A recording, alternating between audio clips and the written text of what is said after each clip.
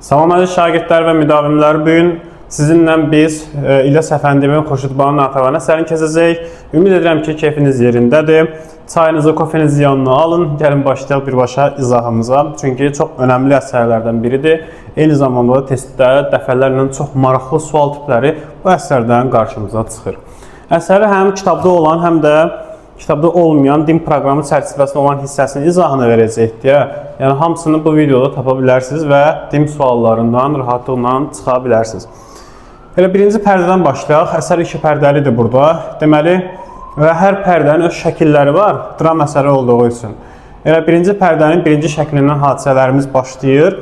Deməli, əsərin birinci şəklində Xurşudbanu Mirzə Ruhullahla Canişin yanına gəlib ki, ata-babasından qalan torpaqlarını alsın. Biz bilirik ki, Xurşudbanu Natəvan tarixdə olmuş bir şəxsiyyətdir. Yəni, buradakı Xurşudbanu obrazın prototipidir. Və eyni zamanda da onun atası Mehdiqulu xan olub. Mehdiqulu xanın atası İbrahim Xəlil xan olub və Qarabağ xanları olduqları üçün bunların kifayət qədər mülkü var. Və ruslar da bu mülklərə əl qoyduqları üçün Xurşudbanu gəlib ki, Rus Canişin kimdir? Yəni, Çarın bu Qafqazdakı sadiq adamıdır. Yəni, Çar buna tapışır bu işləri və Qafqazdakı məsələlərə Canişin baxır. Və Xurşudbanu da gəlib Canişinə deyir ki, Çardan istə ki, torpaqlarımı, yəni mülklərimi geri qaytarsın, yəni pulları geri qaytarsan. Torpaqları, burada mülkləri yazsa daha doğru olacaq. Deməli, mülklərini geri qaytarmaq üçün deməli, Canişinin yanına gəlib. Və burada Canişinlə danışmamışdan qabaq Knyaz Xasay ilə həm söhbət olur. Knyaz Xasay da özü Dağıstanlıdır. Dağıstanlıların elə oxumuş adamlarından biridir. Eyni zamanda Canişinə yaxındır. Özü də ki, müsəlmandır. Deməli, bunların söhbətində Knyaz Xasay Xurşudbanuya deyir ki, mən sizin haqqınızda lap əfsanəyə bənzər sözlər eşitmişəm. Yəni, bunu Canişin demir. Çünki birazdan Canişin də gələcək bura. Amma bu nitqi biz Knyaz Xasayın dilindən eşidirik. Və Xurşudbanun onların söhbətləri xoş olur və Xurşudbanu da Knyaz Xasayı Qarabağa dəvət edir. Daha sonra Canişin gəlir, orta yaşlarında yaraşıqlı bir gəncdir Canişin. Və gələndən sonra Xurşudbanın səmimi söhbətə başlayırlar. Canişin Xurşudbanuya deyir ki, mən sizin haqqınızda gözəl sözlər eşitmişəm. Elə Mirzə Fətəli Axundzadə də sizin haqqınızda gözəl sözlər deyib. Eyni zamanda Canişin Qarabağ igidlərindən danışır və Qarabağ atlarını tərif edir.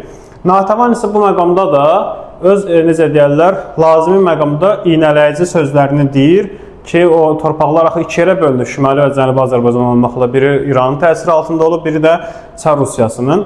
Və Natəvan da bu məqama toxunur, amma Canişin söhbətinin üstündən keçir. Deməli, sonra isə onların söhbətinin ərəfəsində Canişin deyir ki, mülklərimin bir hissəsini mən sizə deyəcəm ki, Çara qaytarsın, amma Xurşudbanu deyir ki, xeyr, mən mülklərimin hamısını tələb edirəm. Çünki mən varisi yektayam deyir, yəni tək varisiyəm mülklərin. Səbəb olaraq da Xurşudbanu deyir ki, mənə ona görə lazımdır ki, mən Şuşaya xalqım üçün su çəkəcəyəm, eyni zamanda məktəb tikdirəcəyəm.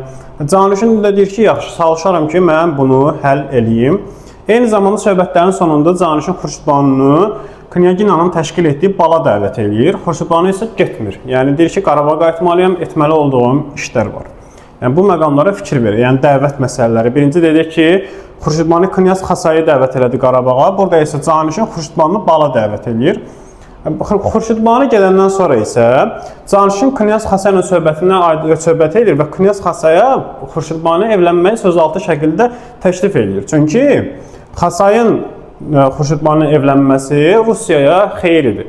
Çünki Knyaz Xasay Rusiyanın adamı idi və bu Xurşudbanu evlənsəydi artıq Azərbaycan xalqı sanki Rusiyanın yanında olmuş olacaqdı. Yəni, siyasi məqsədlər var idi. Birinci şəklimiz belə sonlanır. Gəlirik biz sizinlə İkinci şəklimizə. İkinci şəklin Natəvanın Knyazla söhbəti ilə başlayır. Artıq bu səhnədə görürük ki, onlar evləniblər. Yəni, bu proses baş tutub və öz xalqlarının taleyi haqqında danışırlar. Məsələn, Xurşudbanu Qarabağ xalqından danışır, Knyaz Xasay Dağıstanlılardan danışır. Və bu arada Daşdəmir bu əsnada əsərimizin növbəti mərhələsində qarşımıza tez-tez çıxacaq bir nəfər haqqında məlumat gətirir. Seyid Hüseynin gəliş xəbərini gətirir. Və Seyid Hüseyni hələ ki, burada heç kim tanımırdı, gənc idi. Seyid Hüseyn gəlir, Xurşudbanundan soruşur ki, hardan gəlmişsən? Seyid Hüseyn qeyd edir ki, İran ərbabının əlindən qaçıb Qarabağa pənah gətirmişəm. Yəni, Cənubi Azərbaycandan gəlmişdi. Ərbablar da mülkləri, torpaqları olan insanlardır və Cənubi Azərbaycanın insanları əzirdilər, tapdalayırdılar. Və Xurşidbanu soruşur ki, sən necə yəni qaçıb gəlmisən, normal gələ bilməzdin ki, oradan bura. O da deyir ki, biz İranda fədai olmuşduq, yəni mübarizəkar olmuşduq, mübarizəyə qalxmışdıq. Bir kəndxuda bunları satmışdı deyə artıq bunlar açıq-aşkar dolaşa bilməzdilər. Buna görə də qaçıb gəlmişdilər. Xurşidbanu da bu məqamı eşidəndən sonra Seyid Hüseyni qəbul eləyir. Və eyni zamanda tapşırır ki, gedin qala rəisindən icazə alın ki, Seyid Hüseyn Qarabağda sakin olsun. Bax, qala rəisindən icazə almağın səbəbi Seyid Hüseyn məktəbdə müəllim işləməsi deyil, Qarabağda sakin olmasıdır. Və eyni zamanda da Seyid Hüseyn özü deyir ki, məsələn, mən müəllim açdığınız məktəbdə dərs istəyə bilərəm. Və buna görə də Xurşidbanu Seyid Hüseyni açdığı məktəbə müəllim təyin edir. Daha sonra bu hissənin şəklinin sonunda Şuşaya çəkilən bulağın mühəndisi Əbdülrəhim Talbuzanı çağırmağı məsələn bəyimə tapşırır və bunlar gedəndən sonra da əsərin sonunda, yəni şəklin sonunda bəyim, yəni xidmətçisi, Xurşidbanının xidmətçisi qərənfil şeirini oxuyur. Yadda saxlayaq, yəni burada əsərimizdə Xurşidbanının qərənfil şeiri oxunur. Amma Xurşidbanu tərəfindən yox, onun xidmətçisi bəyim tərəfindən. Və bununla da bu şəkil sonlanır, keçirik üçüncü şəklimizə. Üçüncü şəklimiz Seyid Hüseynlə onun xalası oğlu Muradalının söhbəti əsnasında davam edir. Muradалы kimdir? Deməli, Cənubi Azərbaycan atası Ərbabı öldürmüşdü, yəni böyük bir bəy ağanı öldürmüşdü. 12 yaşı olanda Muradalını götürüb Butaya, yəni bu Azərbaycanın bu tərəfinə qaçmışdılar. Ərbabın adamları da onların evlərini talan eləmişdi. Anası, bacısı da bu səbəbdən də anası, bacısını götürüb Təbrizə qaçmışdı. Və Muradalının indi belə anasından, bacısından xəbəri yoxdur. Seyid Hüseyn də burada talihi haqqında biz Muradalının dilindən müəyyən məlumatlar eşidirik. Uşaq vaxtı atası Seyid Hüseyni götürüb Tehrana fəhləliyə gəlmişdi. Və atası 14 saat xalı karxanasında, yəni xalça zavodunda işləyirdi. Və Seyid Hüseyni də oxutmuşdu. Baxın, Seyid Hüseyn oxumuş bir insandır. Kim oxudu bunu? Atası oxudu. Və atası da müəyyən qədər əzablarla qatlaşır və əzablara dözməyib dünyasını dəyişir. Yəni biz bu iki nəfər haqqında məlumatları neçənci şəkildə öyrəndik? Üçüncü şəkildə. Yadda saxlayaq bunları. Daha sonra əsərin dördüncü şəkli başlayır. Deməli, dördüncü şəkil şeir məclisinin qurulması ilə başlayır. Çünki biz tarixdən də bilirik ki, Xurşidbanu Natəvan məclisi ünsi öz hamiliyinə götürmüşdü. Yəni öz himayəsinə götürmüşdü. Onu özü təşkil edirdi. Məclisimizdə kimlər iştirak edir? Deməli, Nəvvab Xurşidbanının yaxın adamlarından biridir, sədaqətli dürüsttür. Mamayda həmçinin Zahir bəy iştirak edir. Zahir bəy isə əslində satqındır, amma hələ ki bunlar bilmirlər bunu. Və zaten nitkindən də biz onun satqınlığını, vətənə sevməməsini şahidi olacaq. Tervahan yaxşı insanlardan, Xurşidbanının yaxın adamlarındandır. Seyid Hüseyn də Mirzə Ruhullah da Xurşidbanının yaxın köməkçisidir. Eyni zamanda Xurşidbana böyük məsləhətləri verən bir ağsaqqaldır.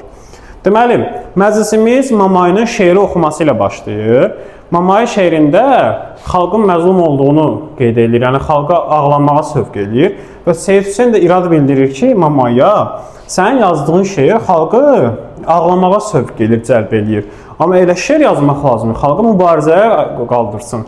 Yəni Cənubi Azərbaycanlardan söhbət gedir də bu arada. Çünki bunlar Şimali Azərbaycan belə şey yaza bilməzlər ruslara görə. Və ona görə də həmin ərəfədə, həmin dediyimiz Satqın Zahir bəy irad bildirərək deyir ki, biz bəzi ölkələrin təsiri altında olmalıyıq. Bu bizim xoşbəxtliyimizdir. Yəni hətta orada qeyd edilir ki, yəni vahid biz milləti İslam olmalıyıq. İslam milləti, yəni belə deyək də, ərəblərin, farsların təsiri altına keçməyin tərəfdarıdır. Və Zahir bəyin bu fikrinə də Nəvvab irad bildirir. Nəvvab qeyd edilir ki, bu yanlış fikirdir. İslam dəfələrlə demişəm ki, millət deyil, dindir. Biz isə millətik, yəni Azərbaycan milləti olaraq öz varlığımızı irəli sürməliyik. Daha sonra hətta Azərbaycandan söhbət düşür. Deməli, Tervahan deyir ki, Lermontov Azərbaycan dilini şərqin fransız dili adlandırır. Bax, bunu kim dedi? Tervahan. Xurşidbanu da qeyd edilir ki, Aleksandr Düma Azərbaycan dilinin musiqisinə heyrandır. Bax, bunu kim deyir? Xurşidbanu. Yəni, Lermontov haqqında Tervahan, Aleksandr Düma haqqında Xurşidbanu məlumat verir. Deməli, hətta Xurşidbanu gələcəkdə gəzilərimizin öz dillərində, məsələn, xarici müəlliflərin əsərlərini oxuyacağına ümidlidir. Ümumiyyətlə, bu əsərdə Xurşidbanu olsun, Mirzə Ruhullah olsun, gələcək kifayət qədər ümid bəsləyən insanlardılar. Bundan sonra bu şəklimiz bitib, 5-ci şəklimiz başlayır, yəni 5-ci məclisimiz şəklimiz başlayır.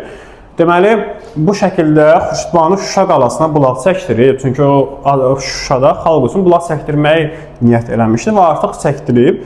və onun malikanəsində bunu qeyd edirlər. Malikanədə də kimlər var? Xurşidbanudur, Natəvandır, Seyid Hüseyndir, Mamayıdır, Tervahandır, Mirzə Ruhullahdır. Yəni əsas olan adamlardan. Nəvvab Xurşidbanu tərifləyir, onun etdiyi işi alqışlayır. Xurşidbanu isə sabah bu münasibətlə Şuşa əhalisi evinə qonaq çağırır. Axşam isə kasıblara şirniyyat düyü və yağ paylanmasını tapşırır. Deməli, daha sonra Xurşidbanu bəyimlə Knyaz Xəsən adamlara qarışmaması haqqında söhbət edir. Niyə bu məqamı məsələn bu məqam var? Çünki Knyaz Xəsay Dağıstanlı idi. O xalqını atıb bura gəlib Xurşidbanu ilə evlənmişdi.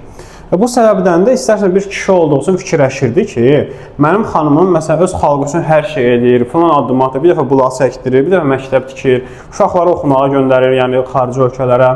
Mən isə xalqımı atmışam, gəlmişəm burada onun kölgəsi altında yaşayıram. Bu Knyaz Xəsay ağır təsir edirdi deyə o hətta bu məclisə də məsələn iştirak eləməmişdi.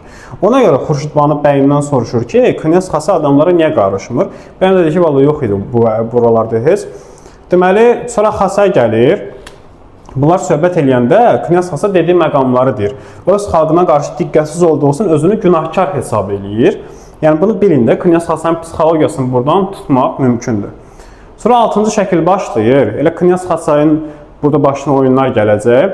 Deməli, Daşdəmir Knyaz Xəsaya onun qonaqlarının gəlişi barəsində xəbər verir. Kimdir onun qonaqları? Demək, Xəsayın 90 yaşlı qoca əmisi var.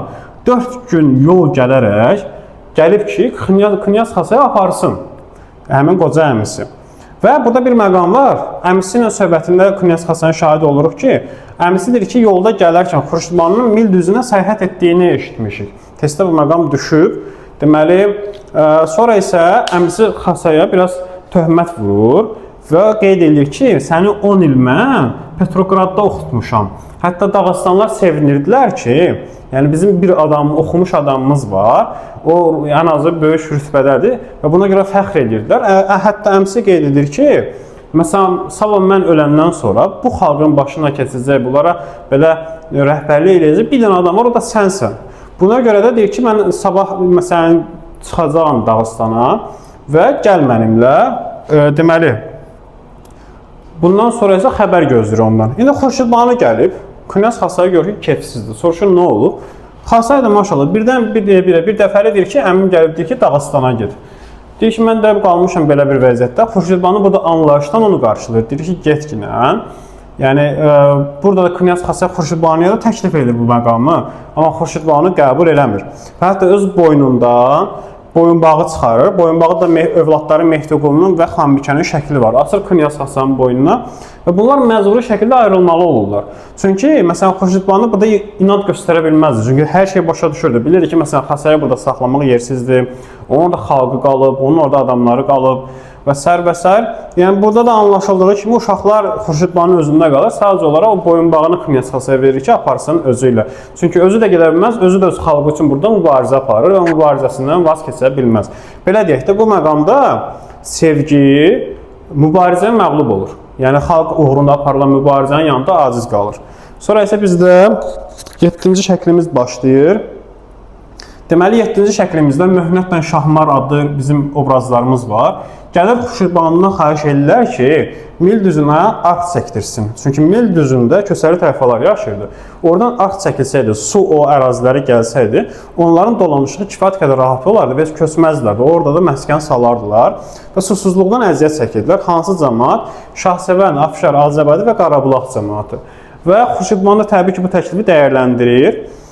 Deməli, və bu ərəfədə Mirzə Ruhullah, Xurşidbanının dediyimiz kimi yaxını, İran Şahzadəsinin görüş xəbərini gətirir. İran Şahzadəsi kimdir?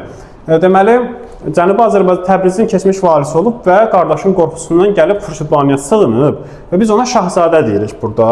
Çox mənfi bir obrazdır və Xurşidbanu ilə görüşmək üçün də siyasi məqsədlər güdür və yəni siz bu obrazın müsbət tərəfini şahidi ola bilməzsiniz.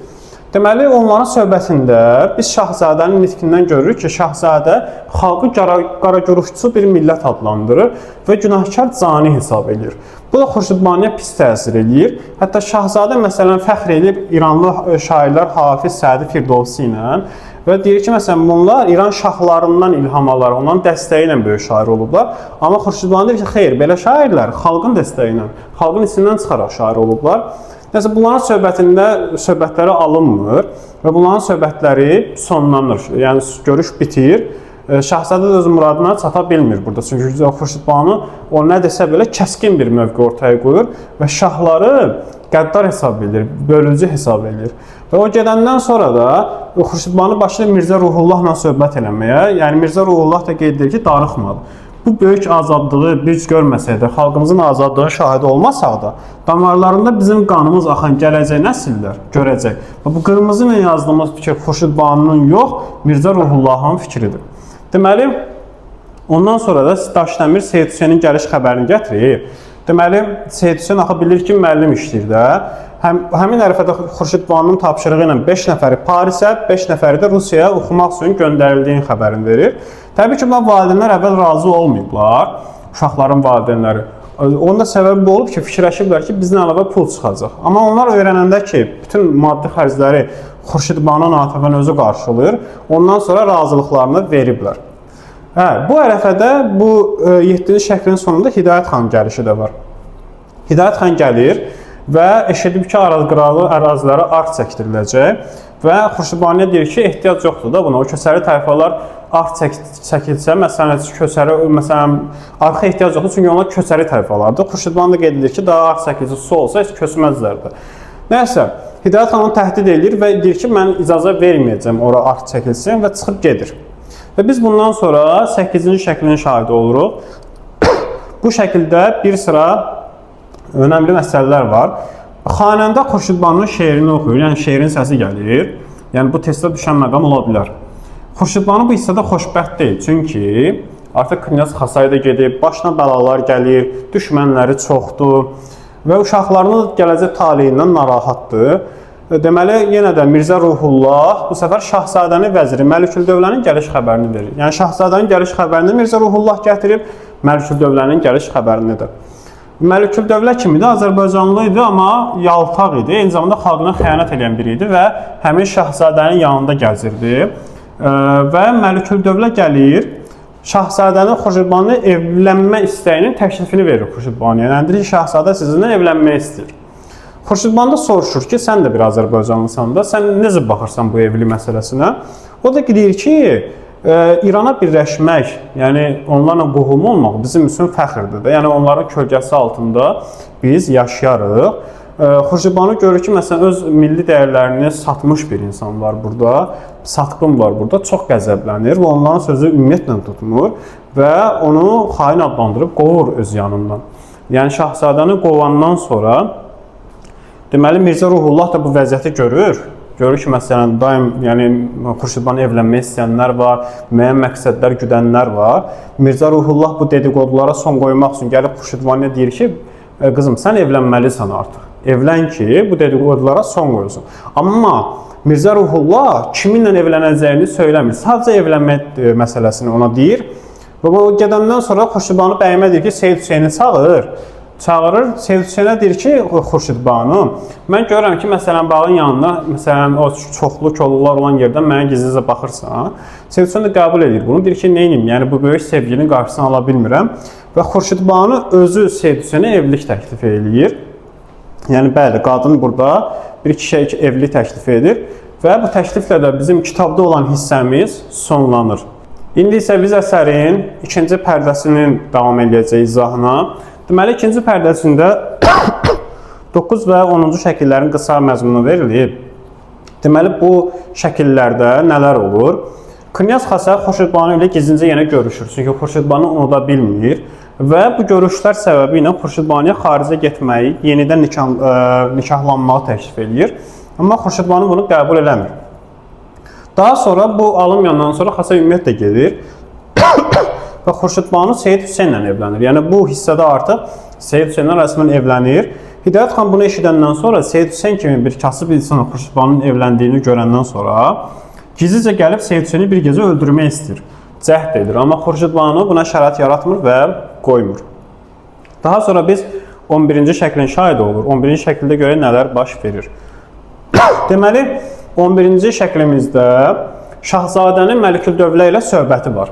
Bu önəmli bir söhbətdir. Çünki burada biz onların siyasi məqsədlərini öyrənə bilirik. Deməli, Şahzadə Xurşidbanu Seyid Hüseyn evlənməsindən narazıdır. Səbəb də nədir? Çünki istəyirdi özü evlənsin və özü də evlənməsinin səbəbi buydu ki, fikirləşirdi ki, özü Cənubi Azərbaycanlıları ətrafına yığardı. Xurşidbanu evlənib xalqın sevgisini qazanardı. Sonra bu xalqın sevgisini istifadə edib İranda şah olan qardaşına qarşı qiyama qalxardı. Yəni siyasi məqsəd tam olaraq buydu. Amma yenə də Məliküldövləyə deyir ki, yəni ümidi üzməyək də, sən get Xurşidbanuya bir hədiyyə apar mənim adımdan, evlənsə belə qoy anacı məni düşmən görməsin, məni özünə qarşı çıxmış kimi görməsin, yəni bir ümid qalsın kənarda. Və Məliküldövlə də qeyd edir ki, Azərbaycanlılar Rusları bizdən daha üstün tuturlar. Bu da Məliküldövlənin dediyi məqamlarda özünü göstərir. Deməli,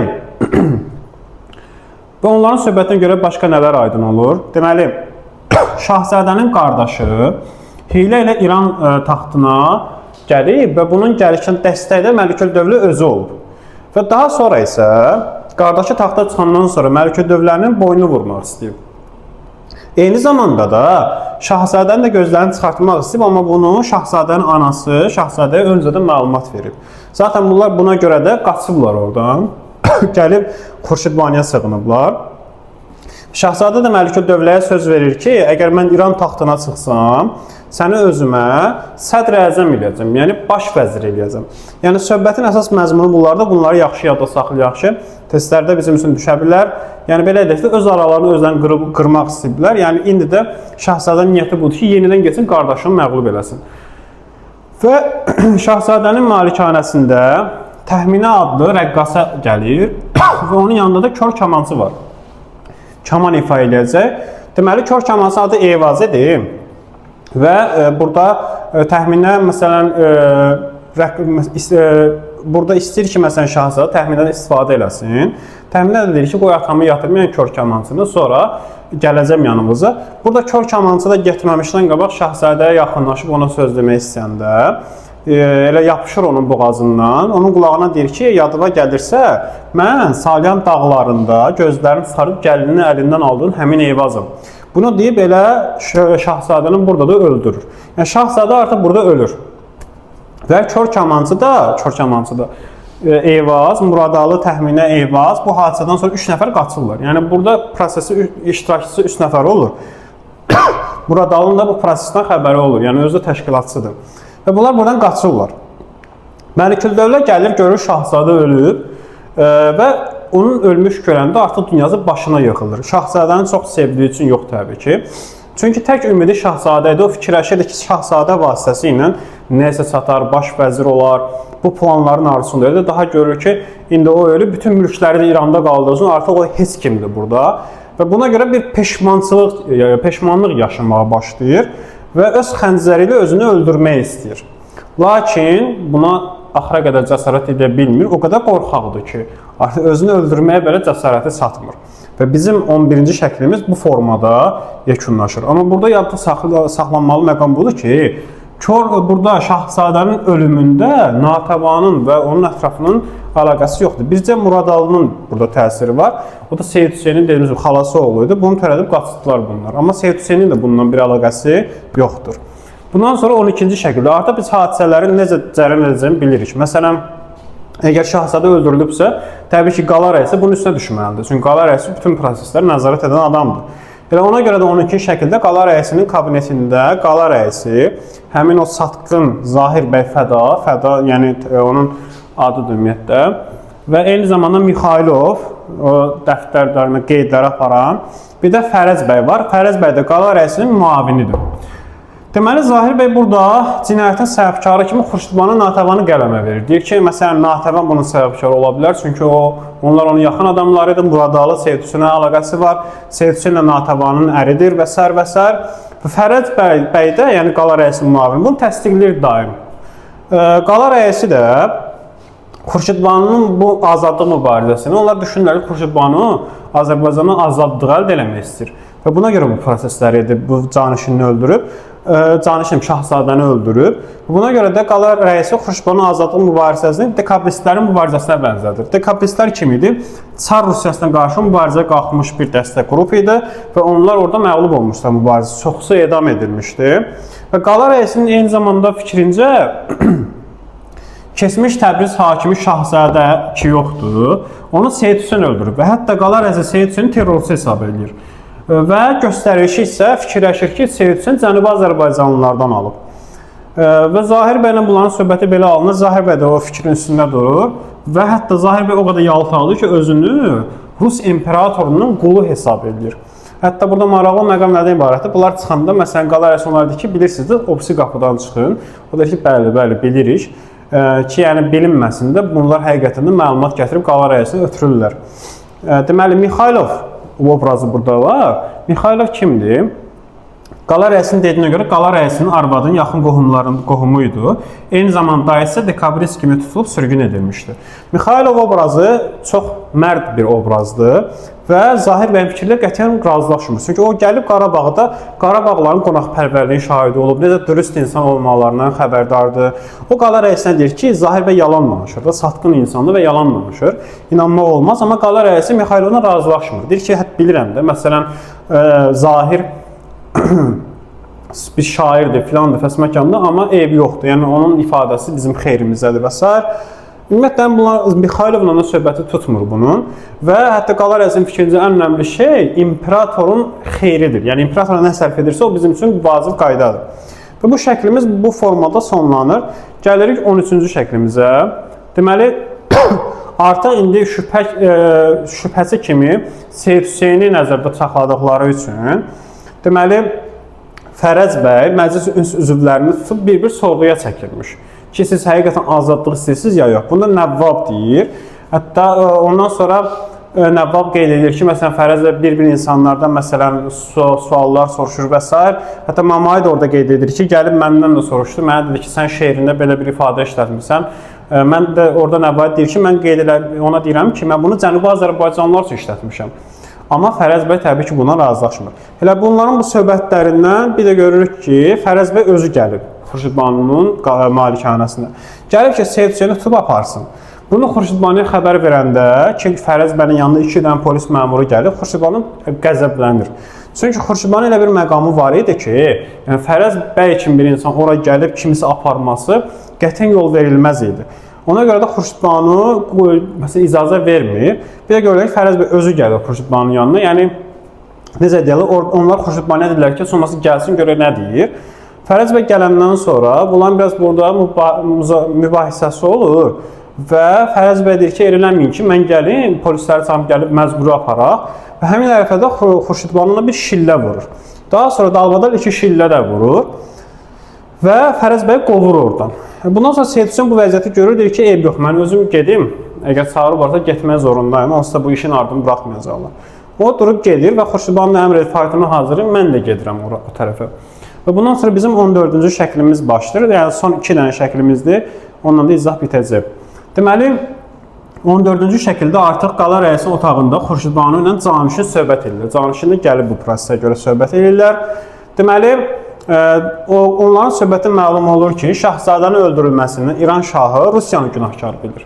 Fikirləşir ki, Ruslar özü bu prosesi ediblər və hətta Xurşudbandan soruşur. Xurşudban da deyir ki, xeyr, səbəbkar biz deyilik. Yəni, biz Şahzadəni öldürməmişik və Seyid Hüseyndə burada günahı yoxdur. Biz sadəcə olaraq Cənubi Azərbaycana azadlıq istəyirik ki, onların zülmündən qurtarsınlar. Və Canişin də burada qeyd edir ki, azadlıq istəyənlər çox olub. Məsələn, Sezarı öldürənlər, onlar da demokratik və azadlıq istəyir, amma Sezarı öldürəndən sonra xalqa zülm elədilər. Ludoviki məsələn öldürdülər, Ludovikin ölümündən sonra xalqa divan tutdular. Yəni, deyir ki, azadlıq istəyənlər özləri də azadlıq əldə edəndən sonra eyni proseslər təkrarlanır. Əslində, burada dərin bir siyasi fikir öz əksini tapıb. Və söhbətin sonunda da, yəni Xurşudbanının iradları nəticəsində Canişin deyir ki, mən çalışaram ki, Seyid Hüseyn buraxılsın, imperatora da çatdıraram ki, yəni burada sizin bir əliniz yoxdur. Bunların söhbətindən sonra 15-ci şəkil gəlir. Xurşudbanın malikanəsidir, toplaşırlar Xurşudbanudur, Mirzə Ruhullahdır, Tervahandır, Nəvvabdır. Deməli, Zahir bəy gəlir və yalandan deyir ki, mən Gəncədən indi qayıtmışam, xəbərim yoxdur. Sən demə, bu sevdiklərini tutub aparıblar və s. və onlara yazıq deyə səsləndirir. Xurşudbanu deyir ki, yazıq o insanlar ki, bizi satıblar və həmin ərəfədə Möhnətlə Şahmar gəlir. Möhnətlə Şahmar gəlib xəbər verir ki, Hidayət xan darğası birisi adamla, atlı ilə gəlib, arxı dağıdıblar. Eyni zaman fəhlilər döyüblər, gənc injinarı da, mühəndislər az qala öldürərlər, o vəziyyəti salıblar. Və xəbər ardınca gəlir, burada Mixailov da gəlir. Mixailov gəlib onlara deyir ki, mən vəzifəmdən istifa verdim, yəni ədalətsizliklə razılaşmadım və sizi satan adam Zahir bəydir. Yəni Zahir bəyin satqınlığı haqqında Mixailov xəbər verir. Və Ruhullah da qeyd edir ki, mən onun satqın olduğunu eşitmişdim öncədən. Bu da önəmli məqamdır. Və burada təbii ki, Şahmar özündən çox qəzəblənir, xəncərlə Zahid bəyə vurmaq istəyir, amma Xurşudbanın tapşırığını qoymurlar bunu. Və bu vəziyyət də belə davam edir. Daha sonra Hidayət xan gəlir. İndi Hidayət xan da burada özünü qoyub artist deyə. Çünki az öncə demişdi də, Möhnətlə Şahmarın gətirdiyi xəbərə görə Hidayət xan adamları dağıtmışlar arxı. Və Hidayət xan eşidib ki, Xurşudbanu öz mülklərinin, torpaqlarının hamısını cəmaata paylayır. Qorxub ki, bütün mülklər əldən çıxacaq və bunları sahib edən olmayacaq. Ona gəlib ki, Xurşudbanu bu fikirdən əl çəkdirsin. Deməli, Hidayət xan nə qədər Xurşudbanuya desə də bunu eləmə, imperatorun yanında bizim hörmətimiz olmayacaq, torpaqlar sənə qalsın, bu avamlıqdır və s. Xurşudbanu razılaşmır. Hidayət xan qəzəblənib çıxır və həmin ərəfədə də Daşdəmir Knyaz Xasayın məktubunu gətirir. Görək Knyaz Xasan başına nə gələcək. Məktubdan belə aydın olub ki, Knyaz Xasayı sürgün ediblər və bu məktubu özünü öldürən ərəfədə yazır. Və o da fikirləşir ki, bu yolun sonu yoxdur, sürünməkdənsə ölmək daha yaxşıdır. Xurşudbanuya da möhkəm dayanmağı tapşırır və məktubda da özünü, sanki elə ki, məktubda Knyaz Xasay ölüm səhnəsidir, elə bil ki. Orada da Xurşudbanu qorxur, atəş səsi gəlir çöldən. Xurşudbanu elə bilir ki, Knyaz Xasay özünü öldürdü. Sən demə elə çöldə Hidayət xan çıxanda sağsağan quşunu vurubmuş. Və Xurşudbanu deyir ki, niyə o quşu vurdu? O quş xeyir gətirən quşdur. Ondan sonra isə Daşdəmirlə bəyimi yanına çağırır və onları azad edir. Hərəsinə də bir kisə pul verir və onlara evlənmələrini tövsiyə tapşırır. Onlar azad olmaq istəməsələr də Xurşudbanu yenə də onları azad edir. Kəndlər də vergidən azad edir, çünki artıq mülklərini paylayıb cəmaata. Əsərin sonunda da Azərbaycanın azad olacağına ümidlidir və fikirləşir ki, Azərbaycan gələcəkdə müstəqillik əldə edəcək. Belə, əsər bununla yekunlaşır. Burada bilməli olduğumuz məqamlar nələrdir? Xurşudbanu ümumiyyətlə nəyə qarşıdır? Və Xurşudbanu xalqın tərəfdarıdır, xalqın səsidir və qarşı olduğu şeydə zülmkar ağalar, bəylər, imperatorlar, şahlar, şahzadələrdir. Onun fikrincə xalqın başına bu oyunları gətirən yuxarıda oturanlardır. Yəni, xalqın burada bir günahı yoxdur. Amma onunla danışan canişini olsun, şahzadə olsun, onlar isə əksini fikirləşirdilər. Deməli, burada hətta böyük bir eşq dastanı da var. Məsələn, Xurşudbanu Knyaz Xasay birbirini sevirdilər. Xurşudbanu hələ də Xasay bəlkə sevirdi, amma aralarında olan sərhəd elə böyük bir sərhəddir ki, ondan keçmək olmur. Yəni, vətənindən keçib yara qovuşa bilmirlər. Ona görə əsərdə maraqlı məqamlar çoxdur. Əsərdə qeyd edildiyiniz məqamlara diqqət yetirməyiniz vacibdir.